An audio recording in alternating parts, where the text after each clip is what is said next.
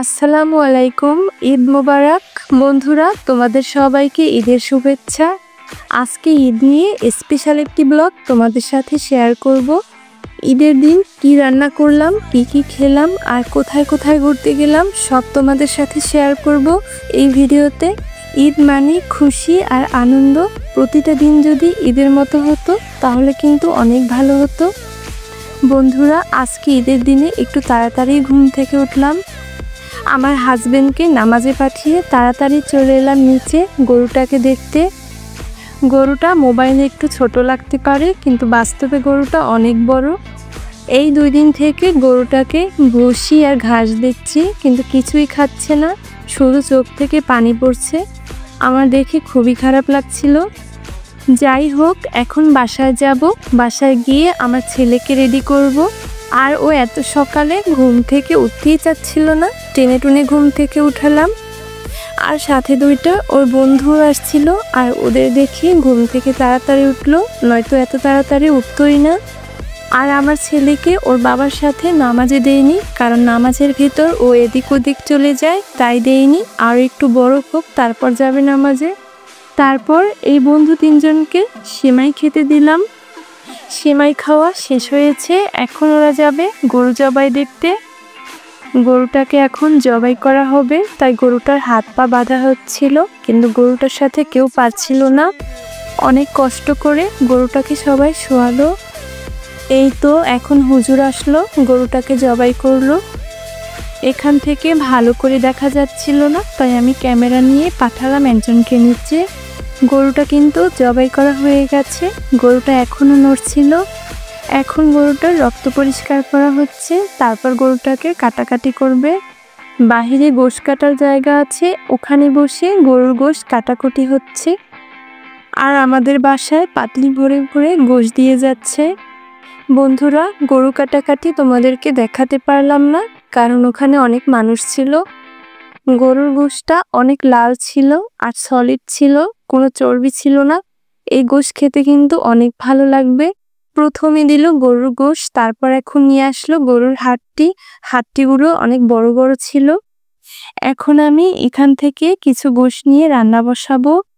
গোশের সাথে কিছু কলিজা আর হাড্ডিও নিব। আমাদের মশলাটা আগেই তৈরি ছিল, তাই গোশটা তাড়াতাড়ি রান্না বসিয়ে দিলাম। গোশটা কিন্তু কষানো হচ্ছে, আর গোশটায় কিন্তু কোনো ঝোল দিব না। বন্ধুরা, আমার গোশটা কিন্তু রান্না হয়ে গেছে। এখন এক পিস বাটিতে উঠিয়ে নিয়েছি। এখন খেয়ে দেখব যে কেমন সফট হয়েছে। গোশটা কিন্তু শুধু কষিয়েছি, আর এই কষানো অবস্থায় গোশটা কিন্তু একদম নরম সফট হয়ে গেছে। মাশাআল্লাহ, খেতে কিন্তু অসাধারণ, অনেক মজা হয়েছে। কুরবানির গোশ, তাই বোধহয় এত মজা হয়। আর আমরা কিন্তু ঈদের দিন 12:30টার ভিতরে কিন্তু রান্নাবান্না শেষ করে দিয়েছি। গোশ রান্না হওয়ার পর সাথে সাথেই বসলাম খেতে, আর আমার খুব ক্ষুধা লাগছিল। পোলাও আর গোশটা অনেক মজা হয়েছিল। গরুর গোশটা অনেক সফট ছিল, খেতে ভীষণ ভালো লাগছিল। এখন খাওয়া দাওয়ার পর একটু রেস্ট নিব। বন্ধুরা, দুপুরের পর আমার ছেলেকে নিয়ে আমার হাজবেন্ডের সাথে একটু বাহিরে বেরিয়েছে। এখন আমরা একটা ক্যাফে বসে আছি, আর কোল্ড কফি খাওয়ার জন্যই এখানে এসেছি। এখানে কোল্ড কফিটা অনেক মজা হয়, তাই আমরা এখানে এসে বসেছি। আর বাহিরে অনেক গরমও ছিল। আমরা 3জনে 3টা কোল্ড কফি নিয়েছি, আর কোল্ড কফিটা অনেক মজার ছিল। আর এই কোল্ড কফিটা আমার ছেলের অনেক পছন্দের। খাওয়া দাওয়া শেষ হয়েছে, এখন আমরা বের হব।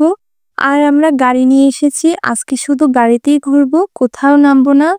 আমার হাজবেন্ডের সাথে ঘোরার পর তারপর সন্ধ্যার দিকে আমার ননদকে নিয়ে বের হব। সন্ধ্যার পর বের হলাম আমার ননদকে নিয়ে ঘুরতে, আর আমরা চলে এলাম বরিশাল ভিলেজ পার্কে। আর ভিড়ের কথা কি বলবো, মোটামুটি ভালোই অনেক ভিড় ছিল, ঈদের দিন বলে কথা।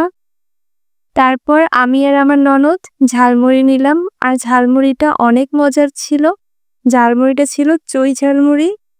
আমরা 2 প্লেট ঝালমুড়ি নিয়েছিলাম, আর আমার ছেলেকে দিইনি, কারণ ওকে দিলে ও খায় না, নষ্ট করে, তাই ওকে আমি খাইয়ে দিব। খাওয়ার পর আমরা আবার কিছুক্ষণ ঘুরলাম, আর এখন আবার কি খাওয়া যায় তাই খুঁজতেছিলাম।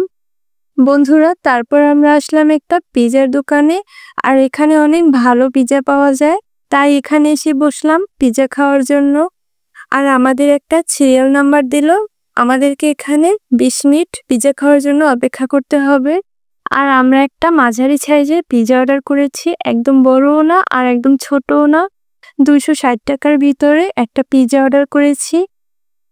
বন্ধুরা, অবশেষে 20 মিনিট পর আমাদের পিৎজাটা চলে এলো। মাত্র চুলো থেকে নামালো। পিৎজাটা অনেক গরম ছিল।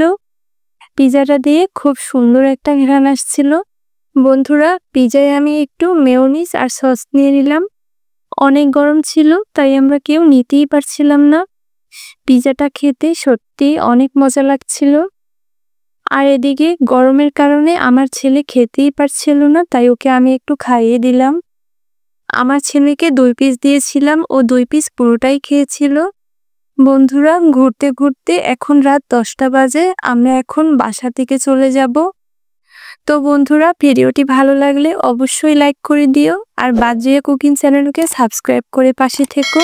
আর কোনো প্রশ্ন থাকলে অবশ্যই কমেন্ট বক্সে জানিও। তোমরা সবাই ভালো থেকো। আল্লাহ হাফেজ।